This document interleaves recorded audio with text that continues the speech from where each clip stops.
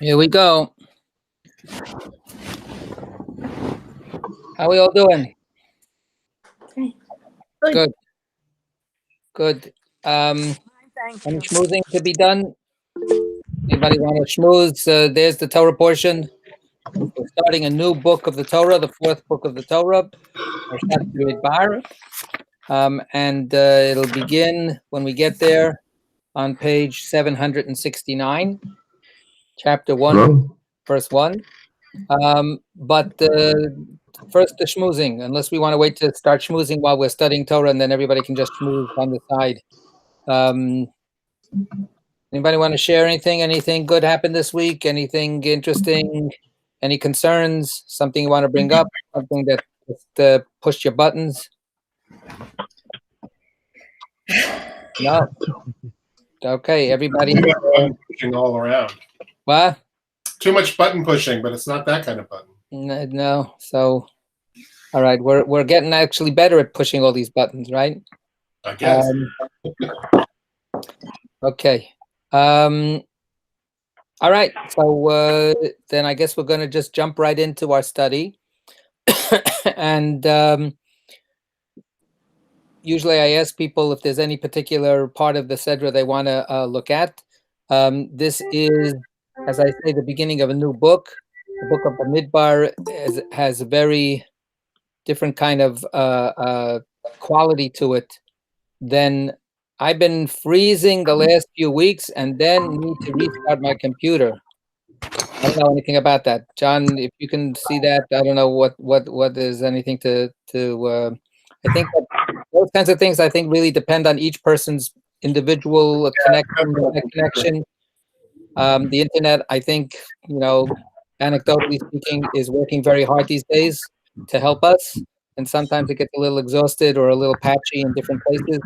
It's happened to me a few times also. I don't think that that's a system thing. I think it's just a local thing.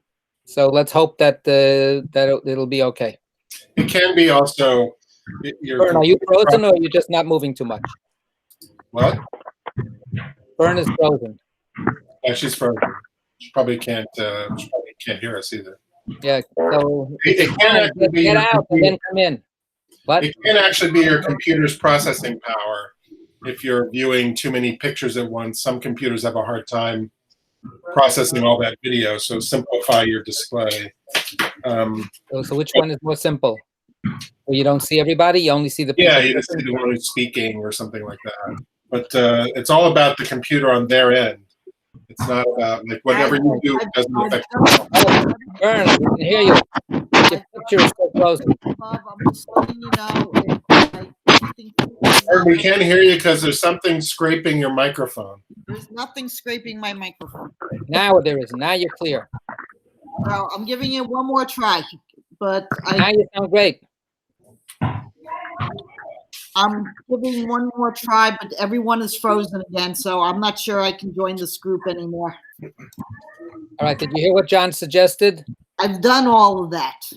Like take off all the pictures of everybody? I don't have any pictures. It's all, this is the only program opened. So no, but don't see, look, I have. I'm on speaker view. I've done all of it. I get it. Okay, good luck. I hope you can stay with us. Which browser are you using? That's what seems to change it for me. I'm using Chrome. I don't know. I can't get my name in it, but Edge has worked marvelously for me, and Chrome was supposed to work well. But I was in a meeting with 2,200 people. They had problems with wonderful Chrome, and my Edge was great. So what's your program? Edge. Guys, please go on with the session. I'm giving this one more of the last try. Right. But this qualified as our Schmooze section. All right. We're rooting for you. We're rooting for you, Vern. Right. There you go. Okay. Anyway, the book of Bamidbar has a very different quality to it than the book of Vayikra, which it follows. The book of Vayikra is considered a very priestly-oriented document, or it's called Leviticus. In other words, that's the rules of the Levite tribe, which includes the priests, very involved in laws of purity and impurity and holiness and profane and and sacrifices. We went through all of that stuff. The book of Bamidbar is a lot more stories, and it's all about the 40 years of wandering in Bamidbar, in the desert, in the wilderness. So the first few parshiot, the first few Torah portions, this week, next week, the week after, are actually about getting ready to move on. And then in Bahalotcha, in another couple of portions, we finally actually pull up stakes and start going. And then we get into all the different stories about how long we were going to be in the wilderness or not. Everybody knows pretty much what's going on over there. So the laws are sort of thrown in haphazardly, and it's much more of a narrative, and it's much more literally of a journey story. It's the story of the journey. It takes us from Mount Sinai to the very edge of the promised land. And the time, as we know, the time that it takes becomes much more, much longer than it was originally planned. So the whole book of Bamidbar takes up a much bigger chunk of time than the book of Leviticus, which takes up really pretty much less than a year.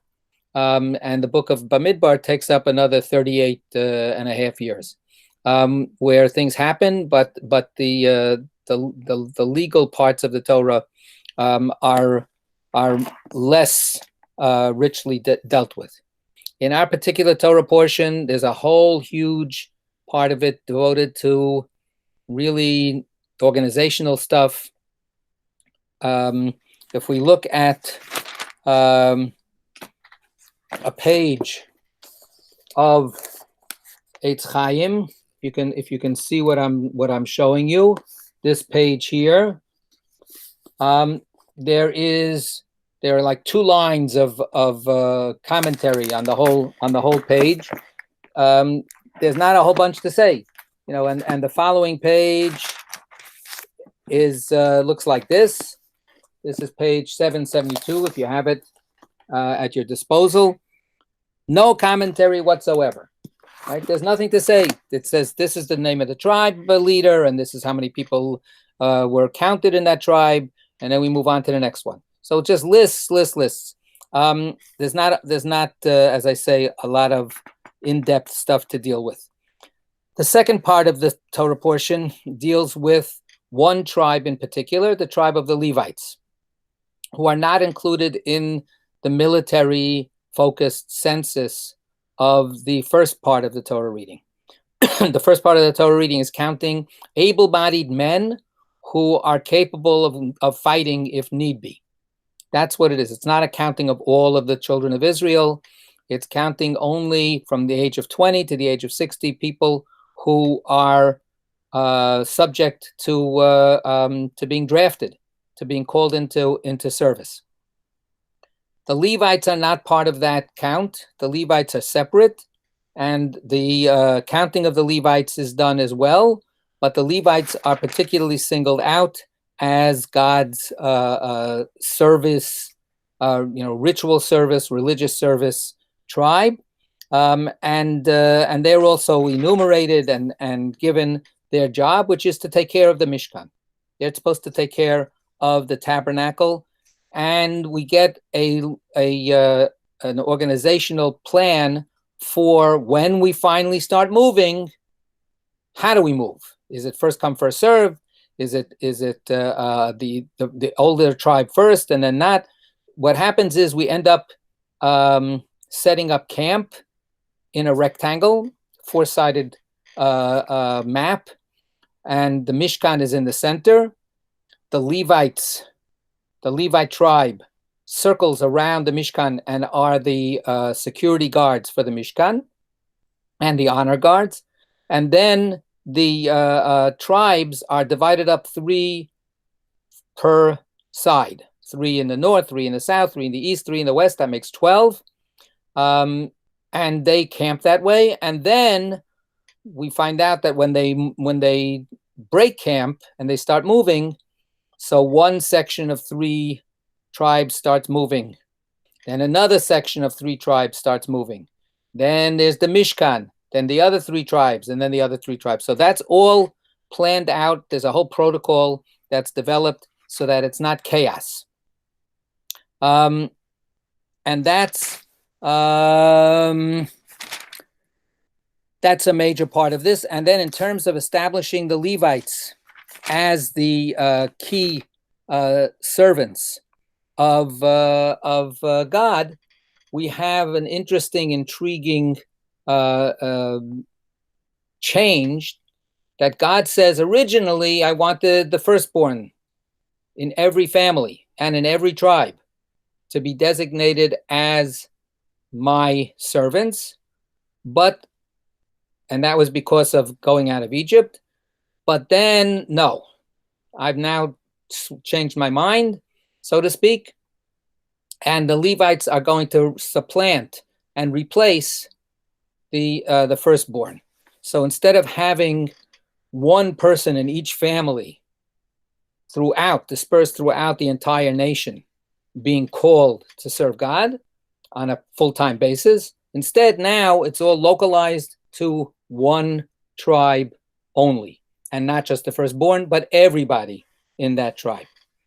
So that's basically the overall layout of the Torah portion. So if there's some kind of topic here that somebody feels tremendously compelled to want to focus on, as always, I invite you to say so, and we can try to drill into that. Does anybody want to read the list of all the names? Lynn, you want to read all the list of all the names? I have a question, if that's okay. Joke, actually, but yeah, go ahead. Yeah. Oh, I was sorry. for a second when she raised I have it. no sense of humor anymore. My mind is shut. I'm very sorry. My question is, I cannot remember the name of it, but when our firstborn son was born, we sold him back to the rabbi. I can't remember the ceremonial name, but so you just said that in the, what? I hope that you did not sell your son back to the rabbi. I really hope. I mean, we bought him. We bought him. Well, I'm sorry, but you just said that God revokes that. So why is it still a tradition? So that's an intriguing question and an intriguing issue, because what happens is there's something that changes and there's something that stays the same, which must be like a saying or a song someplace. What you're talking about is something called pidyon haben, right? The redeeming of the son. And that applies to a firstborn child, a firstborn male child. Nowadays, in our egalitarian communities, many people apply this to any firstborn child. And it's based on the Torah's instruction all the way back in the book of Exodus, right when we're actually getting ready to get out of Egypt. And God says, Kadesh li kol bechor, every single firstborn child is sanctified to me. And then later on, we have the provision of how do you redeem, how do you take back your firstborn son, your child. How do you do that? That's the ceremony of giving the 5 shekels. It's to a priest. It's not to a rabbi, unless the priest is a rabbi, but it's got to be to a priest. So a priest, of course, is part of the Levite tribe. So what's the deal with that? Why didn't that stop? So we can read that in our text and try to understand that a little bit more. So if people want to do that, we can do that. I want to give one other option to vote on, and then I can just sort of give you a real quick answer if we vote for the other option. But I still get back to you. The other option for today is that I give a real quick on 1 foot answer for this, and we actually spend time looking at the Haftarah, the prophetic reading that we will read this Shabbat, which is a special prophetic reading. It's not the reading that usually follows Bamidbar. It's the prophetic reading that we read whenever Shabbat is the day before Rosh Chodesh. So that we have a special Haftorah called Machar Chodesh. Tomorrow is Rosh Chodesh. So that's a very intriguing reading. It's a heartbreaking story. It's a real 5 or 10 tissue story. So that's the thing. So how many people, if you can put a thumb up or something like that, how many people would like to spend some time discussing this business about what happened to the Levites, which it is a very intriguing and important story, an important thing to try to understand. Okay, I'm not seeing a single thumb. That means that nobody knows how to push that button where you actually show the thumb going up. Even that's only Zoom. That's only in Zoom? Yeah. Okay, so here you actually have to use your thumb. Okay, how many people want to read the Haftorah? All right, I'm seeing a bunch of people reading the Haftorah. Okay, so we will spend whatever time is remaining reading the Haftorah after I give a real quick answer to a very important question that Lynn brings up.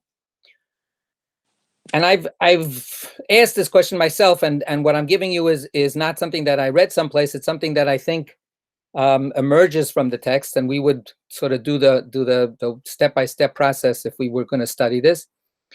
What we have is that we have two things happening. There was, as I said, God's decision that I need some specialists. I need some full-time religious experts who are going to be on call as essential workers, to use a phrase I just made up, to do this kind of like 24/7 holy work. So God first decides, let it be this kind of system of the firstborn child gets it. Right? So that's the first decision. What happens is and it's not quite mentioned in the text, but it's sort of mentioned in the text. What happens is the debacle of the golden calf. When the golden calf is worshipped at Mount Sinai, we have chaos, and we have a really, awful catastrophe that threatens the continuation of the existence of the Jewish people. At that point, there's only one identifiable group that stands up and resists worshiping the golden calf, and that's the Levites. So the Levites are the ones who then congregate with Moses when Moses says, who are the ones who are devoted to God? Mil Hashem Elai. If you are devoted to God, then you come with me. And the Levites come to him, and the Levites are the ones who stand up against the peer pressure that was a national collapse of serving God. That's what happens now, where God says they earn the right to be my servants. So therefore, they become God's essential workers.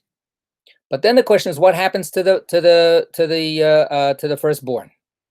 So their status is in the balance, and what we have in our Torah reading is that there's an actual transfer from a counting up how many firstborn there are, and then 1-to-1 transferring their status over to a Levite who takes their place. And then it turns out that there's actually a few more firstborn than there are Levites, and there has to be some payment done. So that's how there's like a one-time pidyon haben. There's a one-time redemption that takes away their status. So that happens in this week's Torah portion. Then there's another category. The other category is that we have a general rule of first fruits. Right? Then when we have first fruits of our harvest, for instance, the first grapes that get ripe on the vine, we give them to God. So on Shavuot, that's coming up next week, I hope, the Shavuot holiday was the holiday when, in terms of the natural rhythms of harvesting and so on in the land of Israel, this was the beginning of the first fruits season. And the rabbis have stories about these processions that would come from all over the country and bring their first fruits in a basket to bring it to give to God.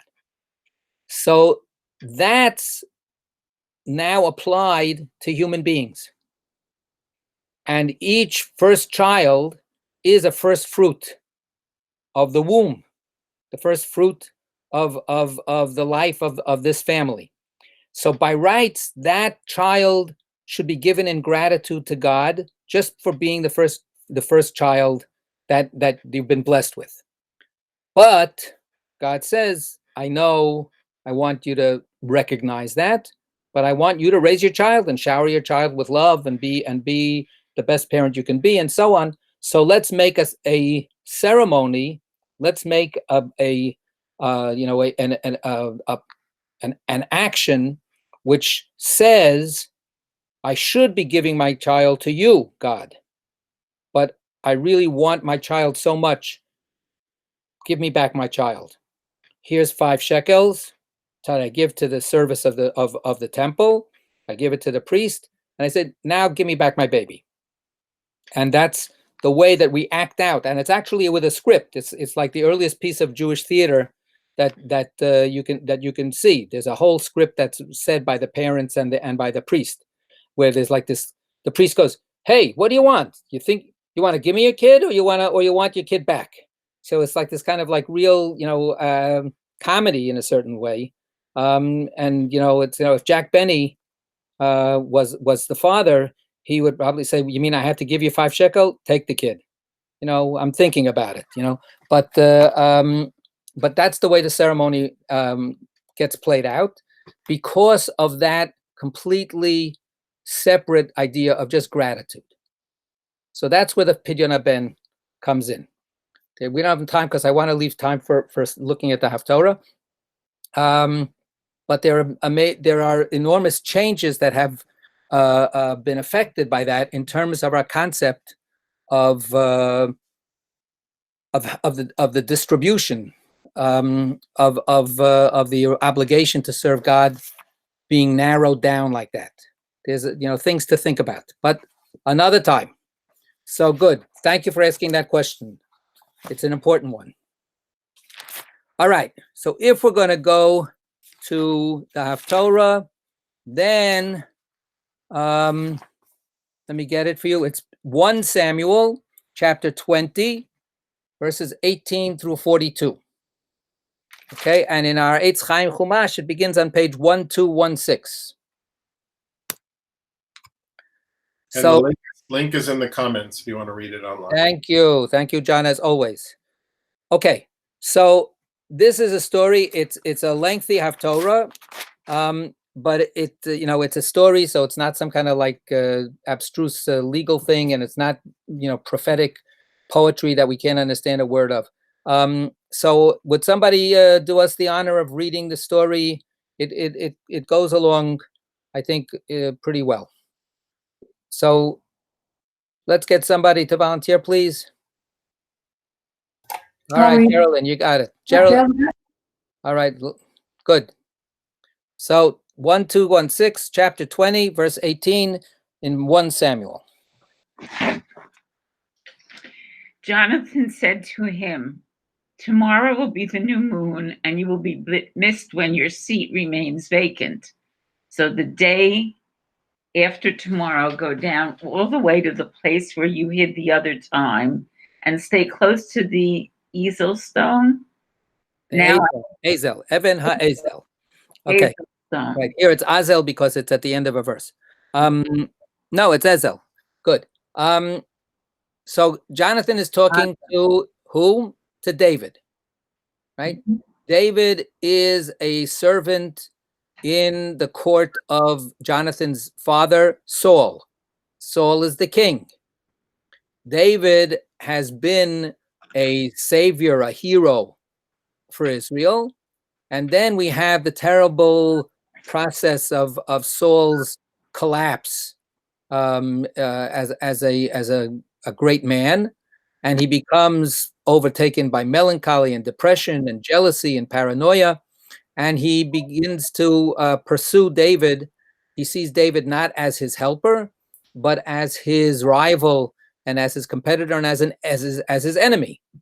So David is running away now from Saul, but it hasn't all come out into the open yet. And Jonathan is worried. Tomorrow will be Rosh Chodesh, he says. That's the entire link to our Shabbat. He says tomorrow's going to be Rosh Chodesh, and there's going to be a party, because we always have a party on Rosh Chodesh. We always celebrate Rosh Chodesh, something that we don't do today. Today we mostly ignore it. We say some special prayers when we daven, but other than that, Rosh Chodesh is a normal day like everything else. But in those days, Rosh Chodesh was really actually a national day of celebration. We know this from other parts of the prophets, that Rosh Chodesh was a special day. And Jonathan says something's going to happen tomorrow. There'll be a royal feast, and you are still considered part of the royal court. But you're running away from Saul because Saul wants to kill you. So you're not going to show up. So that's what he says. He says, tomorrow you'll be missed when your seat remains vacant. So now what's going to happen? What's going to be the upshot of that sticky situation? Go ahead. Now I will shoot 3 arrows to one side of it as though I were shooting at a mark. Okay, so 1 second, so he's saying, let's make a rendezvous after Rosh Chodesh is over. Let's see how it plays out. Let's see how my father takes it that you didn't show up. Is he in one of his black murderous moods, or is he calmed down? And depending on which way he is, that's going to determine whether you're safe to come out of hiding. So he says, let's make a signal, right? So I'm going to shoot these arrows. Go ahead. Okay, now I'll repeat that. Now I will shoot 3 arrows to one side of it as though I were shooting at a mark. And I will order the boy to go and find the arrows. If I call to the boy, hey, the arrows are on this side of you, be reassured and come, for you are safe and there is no danger, as the Lord lives. But if instead I call to the lad, hey, the arrows are beyond you, then leave, for the Lord has sent you away. Right. So he's saying this side of you means that the lad is going to go running looking for them, and he's going to say, no, they're much shorter. Come back. You're looking for the arrows. They're between you and me. They're on this side of you. So come back. When I say come back, that'll be a signal that you can come back. But if I say, no, the arrows are much further away, keep on going, I'm talking to the boy who's running around looking for the arrows, but I'm really talking to you. And what I am telling you is run away, keep going. Go ahead. As for the promise we made to each other, may the Lord be witness between you and me forever. David hid in the field. The new moon came, and the king sat down to partake of the meal. When the king took his usual place on the seat by the wall, Jonathan rose, and Abner sat down at Saul's side, but David's place remained vacant. That day, however, Saul said nothing. It's accidental, he thought. He must be impure and not yet purified. But on the day after the new moon, the second day, David's place was vacant again. So Saul said to his son Jonathan, why didn't the son of Jesse come to the meal yesterday or today? Jonathan answered Saul, David begged leave of me to go to Bethlehem. He said, please let me go, for we are going to have a family feast in our town, and my brother has summoned me to it. Do me a favor, let me slip away to see my kinsman. That is why he has not come to the king's table. Saul flew into a rage against Jonathan. You son of a perverse, rebellious woman, he shouted. I know that you side with the son of Jesse to your shame and to the shame of your mother's nakedness. For as long as the son of Jesse lives on earth, neither you nor your kingship will be secure. Now then, have him brought to me, for he is marked for death. But Jonathan spoke up and said to his father, why should he be put to death? What has he done? At that, Saul threw his spear at him to strike him down, and Jonathan realized that his father was determined to do away with David. Jonathan rose from the table in his rage. He ate no food on the second day of the new moon because he was grieved about David and because his father had humiliated him. Okay, so let's pause for a second, and this is truly, one of the really amazing dramatic moments in a very dramatic story. And let's open it up. The people have comments to say about this, reflections. How does this hit you emotionally or whatever as you read this scene? What's going on between Saul and his son? Go ahead. Well, Go ahead. John, are you talking? Go ahead. Sarita, you're up first. There's a prophecy, right? There's a prophecy that that Jonathan. There's a prophecy that Jonathan's not going to sort of inherit the kingdom or being king, right? And that David will instead. So here you have Saul Saul, what he sees as his son's legacy, but he's getting really angry at Jonathan because Jonathan is sort of not aligned with that view. He's sees him as undermining what Saul wants in terms of the legacy that he's leaving. So what's the prophecy part I'm not sure about, but he's definitely really, really outraged. He suspects that his son is more loyal to his friend than he is to him. Right? That's part of his paranoia. He's paranoid against David, and he's paranoid about his own son. And there's a terrible tension here, right? Because after all, he wants to have his son be the heir. So he sees himself as doing everything in his power to guarantee his son's future. And now look at how his son is acting. What's all that talk about nakedness and the perversion of the mother? Yeah. What is all that about? So that's biblical profanity.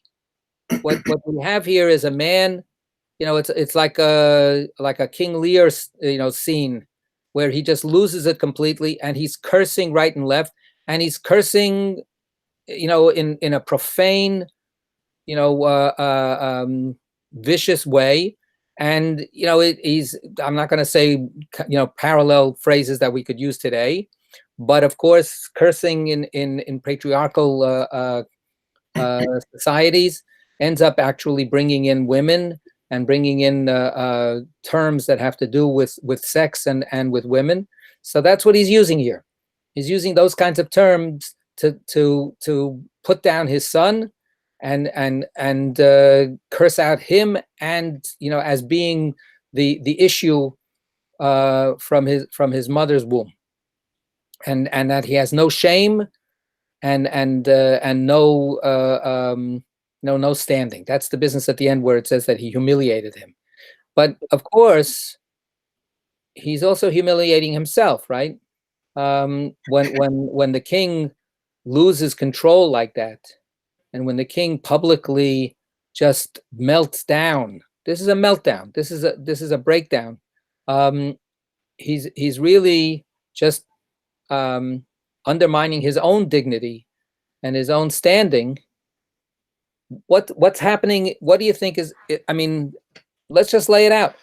What's happening between this father and this son?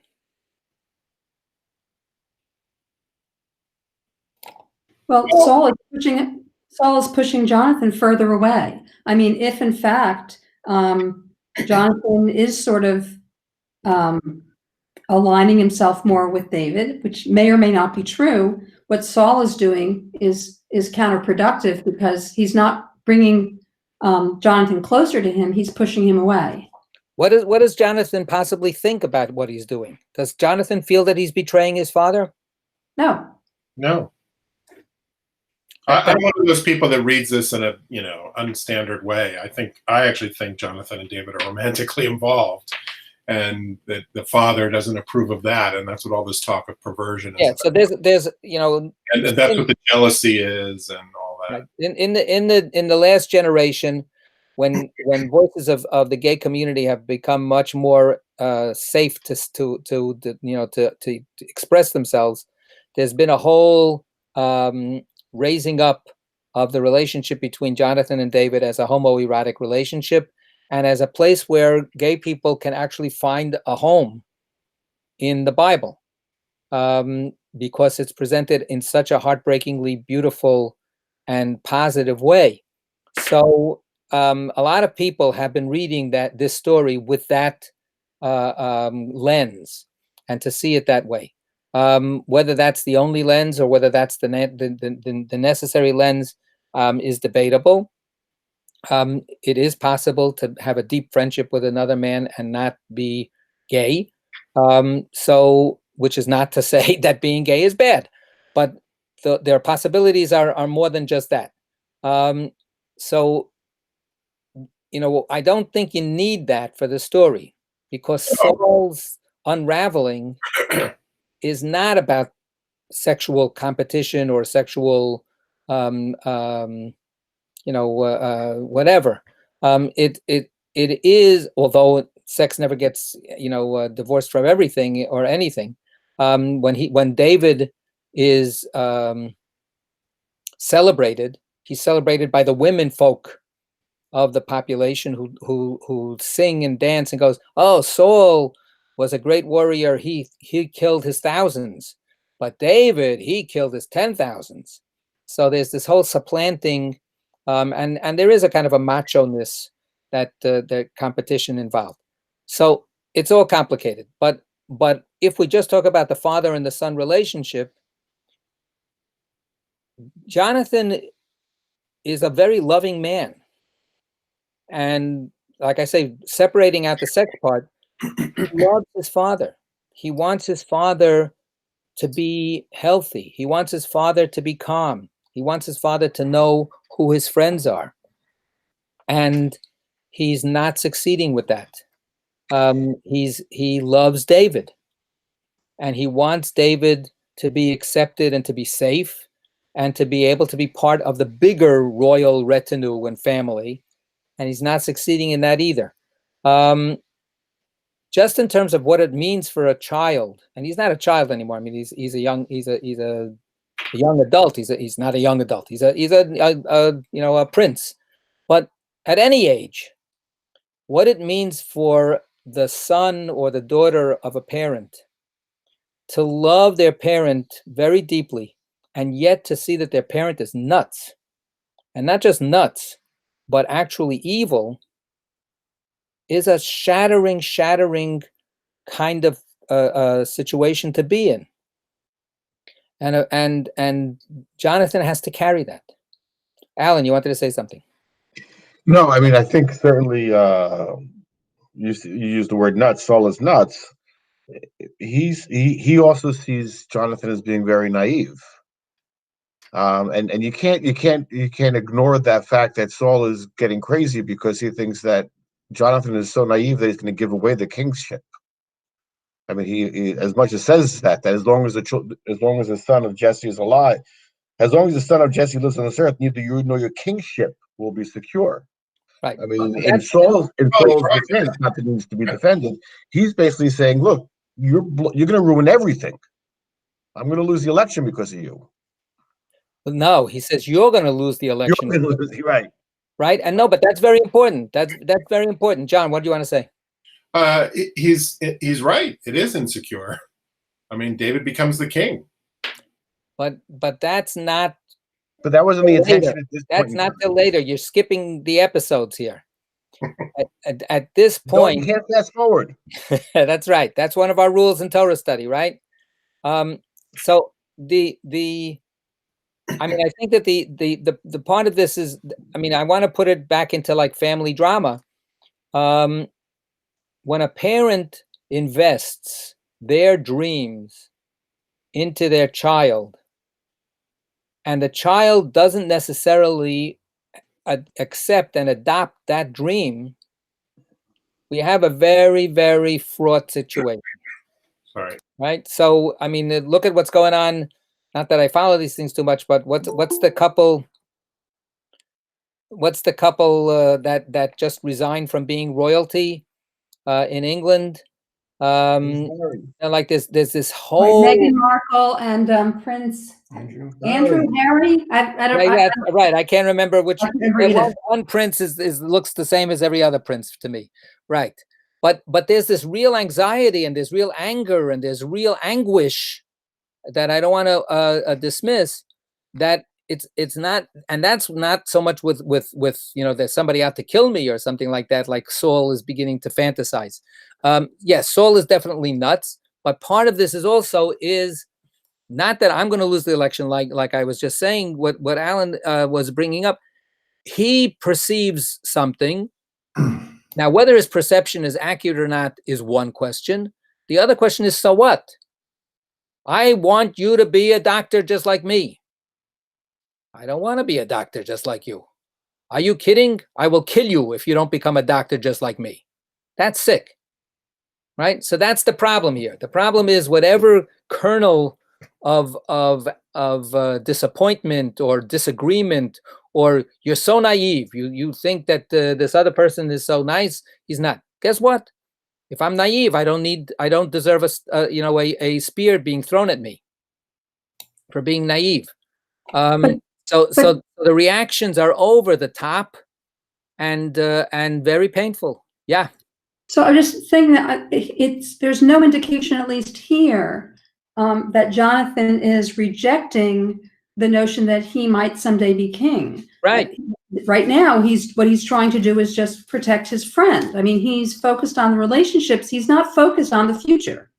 So there is no indication of that. What Saul ends up doing is driving him away. I mean, Jonathan ends up, of course, getting mad because of his father treating him this way, even though he has tried not to react that way. Yeah. He's completely distraught by what happened. And I think that is he naive, or is he simply not paranoid? I mean, he believes in the possibility of everybody here getting along. Just to do a little editorializing, this becomes like to me a very similar parallel to the arguments that we have politically in various with various issues. I'll take an easy one, Israel. So it's there are people that disagree about what the right policies are that Israel should pursue with regard to their enemies or the Palestinians. Can you make peace? No, you can't make peace, and so on. And then the people that want to make peace are, at least in the beginning, called naive. But then it slides into, not only are you naive, but you are aiding and abetting the enemy, and you are giving aid and comfort to the enemy, and therefore you are an enemy of Israel, and therefore you can't call yourself pro-Israel and also advocate the kind of policies that you advocate. And the other side is saying, all I want to say is, no, you know what? I'm pro-Israel, but I want Israel to live in peace with these other people, and I'm not against them either. Let them live in peace. So this all or nothing approach can be applied in all kinds of different situations, and here it's truly heartbreaking because Saul turns his passionate love for his son into passionate hatred over this difference of perspective. Let's continue with the rest of the story, and then we'll keep on going with our own talking. So Geraldine, please. In the morning, Jonathan went out into the open for the meeting with David, accompanied by a young boy. He said to the boy, Run ahead and find the arrows that I shoot." And as the boy ran, he shot the arrows past him. When the boy came to the place where the arrows shot by Jonathan had fallen, Jonathan called out to the boy, "Hey, the arrows are beyond you." And Jonathan called after the boy, "Quick, hurry up, don't stop." So Jonathan's boy gathered the arrows and came back to his master. The boy suspected nothing, only Jonathan and David knew the arrangement. Jonathan handed the gear to his boy and told him, "Take these back to the town." Okay, so let's stop now for a second and let's digest this little scene. So this is as planned ahead of time. This is what Jonathan tells David. This is what's going to happen on that third day. He knows that the Rosh Chodesh celebrations are going to be 2 days, and then he's going to come out on the third day. And he's got this little boy, right? What function does the little boy play in this story? I mean, why couldn't I mean, we could have had another story. We could have had Jonathan will meet you at the hiding place on the third day, and he'll tell you one way or the other whether you can come out or not. Well, he could be serving as a way to so nobody suspects anything, like, so where's Jonathan? Oh, he's out shooting, arrows. He's out target practicing. And I saw him out there, and there was no. So it's a very good, smart, a covering tactic. Yeah. Alan, you wanted to say something? No, just that it wasn't clear either that Jonathan would be able to get away by himself. He's in a royal whatever. He may be accompanied at some point. It wasn't clear from the get-go that would be the situation. Well, I mean, that's apparently he's able to tell everybody else, "No, I don't want anybody else coming shooting arrows with me. Mind your own business. I want to be by myself." But he does take his servant, his little, his retainer boy. The boy is an alibi. So right, that's I think what John was offering also, and that's for sure, right?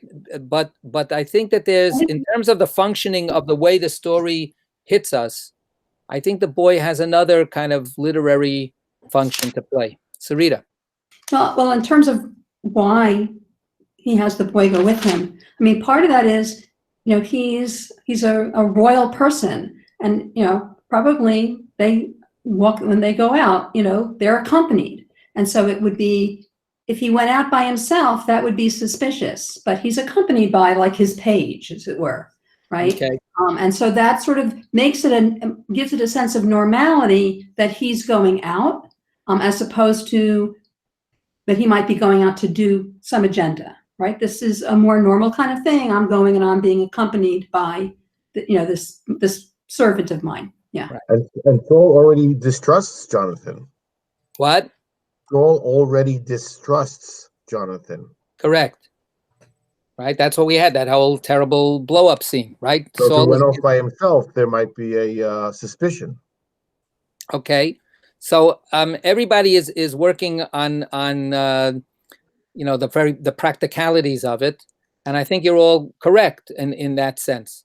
But I just think that at a different level, the boy is, I mean, if we look at what happens, so the boy is being told what to do, right? The prince tells the boy, "Okay, start running, and I'm going to shoot arrows, and then you're going to bring them back to me." Right? Which is a very natural, very princely, this is the way princes, spend their time. The image that comes to mind for me is when I throw sticks to my dog, and as soon as I'm holding the stick, the dog knows already I'm going to throw. Pasha knows I'm going to throw. She starts running. She's all excited. She starts running, and then I throw the stick. Here, the boy is being sent out to run even before the arrow is shot, right? That's first of all. And then the boy actually gets to the arrow.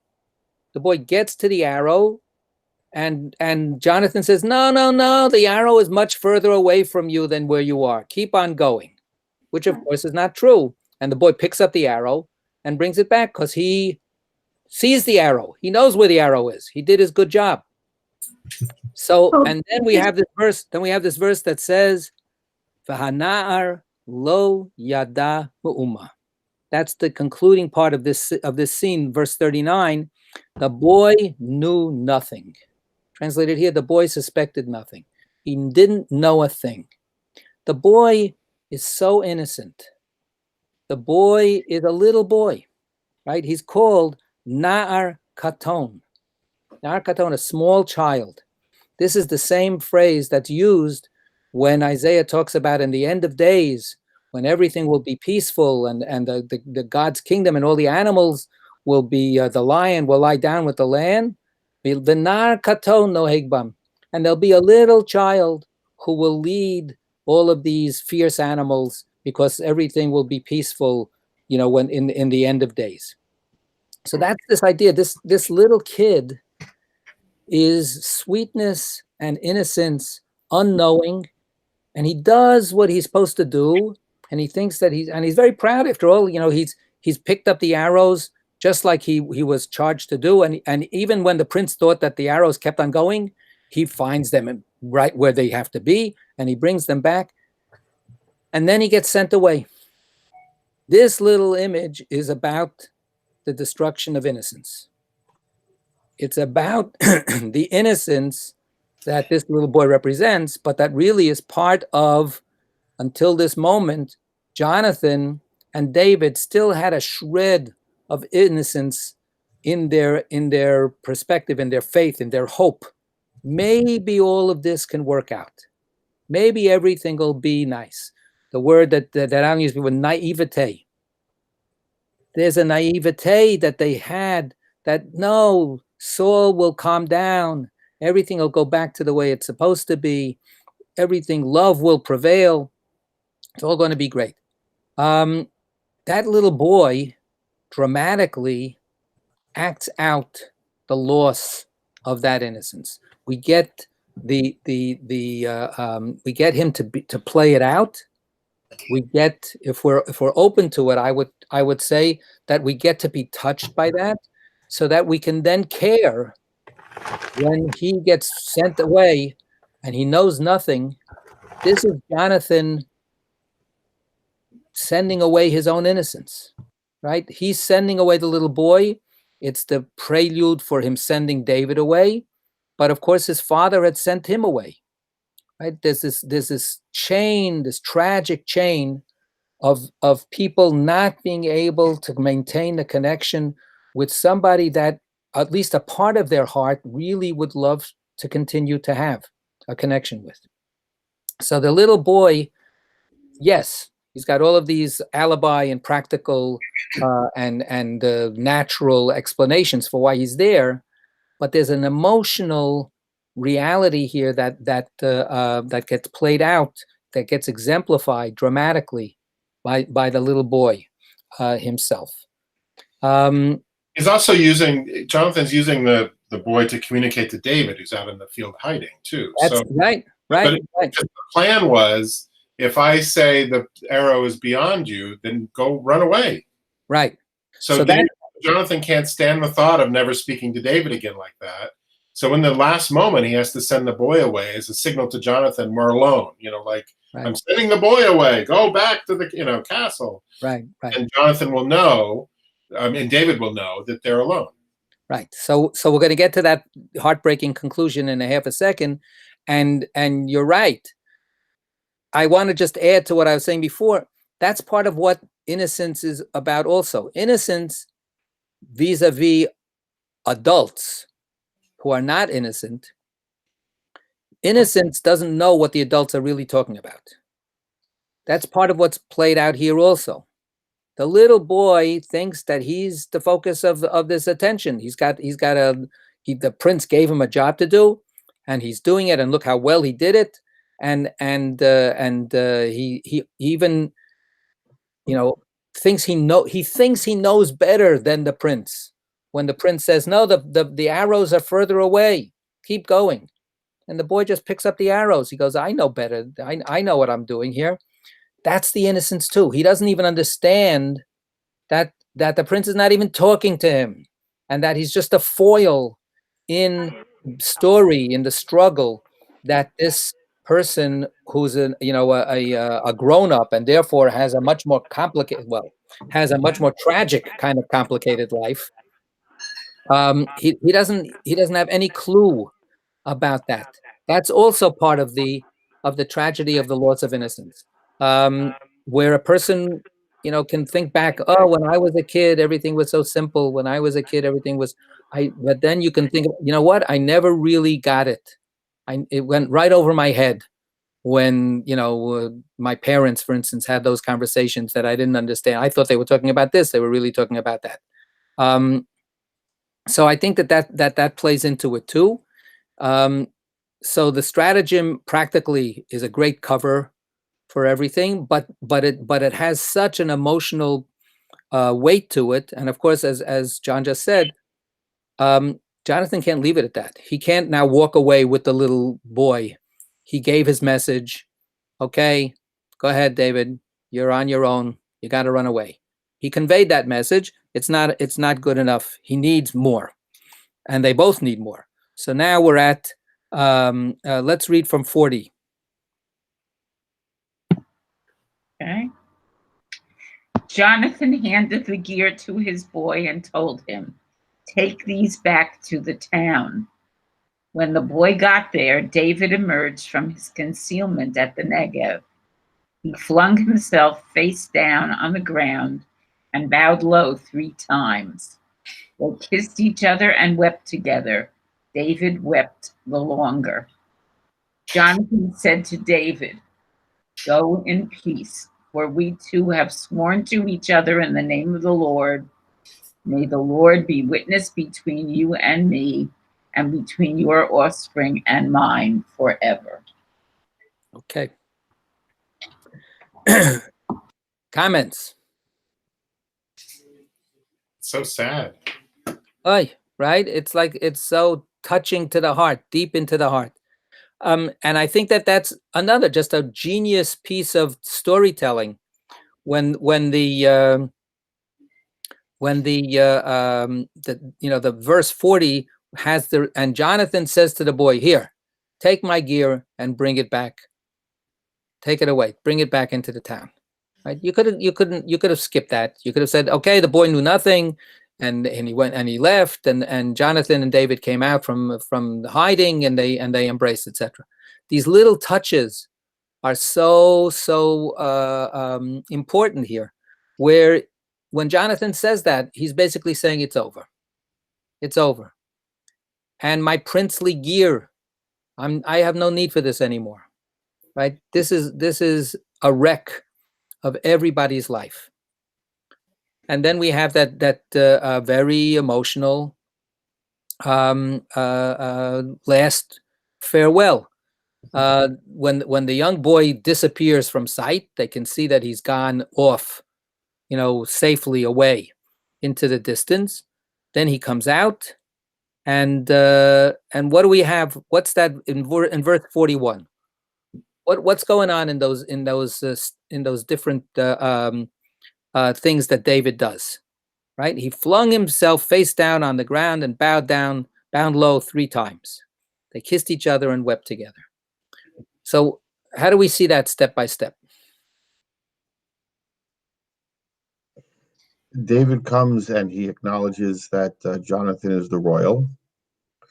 But it's Ishet Re'ehu. They I'm trying to find the right word for Re'ehu. It's friend, it's equal, it's partner, it's lover, it's more than just chaver, it's more than just ish el ish. Absolutely. And they do it twice. They kissed Ish Re'ehu and they cried Ishet Re'ehu. Right. Ishet Re'ehu, each one with the other. Each one with the other friend, their other lover, their other comrade, the one that they care about so much, right? So there's an equality that's established after first David does his obeisance, right? First he bows down and he sees that Jonathan and Saul are the royal household, and he is banished.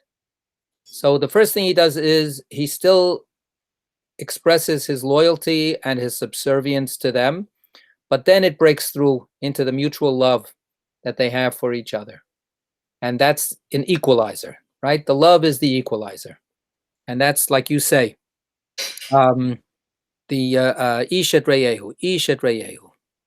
Yeah, and the last word is given to Jonathan, a pledge of loyalty and a pledge of remembrance for both families. And interestingly, he comments on the offspring, something that Saul wasn't willing to do. Right. It says we're not, our future together as families will never be destroyed. Spoiler alert, he's wrong. That's not the way things work out. All right, thank you. Yesher koach to everybody. And next week, what's going to happen, the plan is that we will meet, next week is Erev Yantiv. Shavuos starts Thursday night, approximately 8 o'clock-ish or so. So we are going to have Torah study as planned. It's on the calendar, 6:30 to 7:30. And the plan that I adopted is my prerogative. Is Shavuos is Friday and Shabbos, so there's no Torah portion. We will study the book of Ruth. So please get a hold of a copy of the book of Ruth. Okay? And we will study from 6:30 to 7:30, and then immediately following our study at 7:30, I will lead a very short Ma'ariv to welcome in Shavuot. So it's all going to be part of the same link. It's all going to be part of the same, meeting together. There's the link for Safaria for getting the book of Ruth. Thank you, John. So I'm inviting everybody to next week. It'll be a little longer session. It'll be, again, first the book of Ruth, and then Ma'ariv to welcome in Shavuot. And that'll end before Yom Tov begins. Okay. Kol Tov, thank you. Yesher koach. Sure. Yesher koach.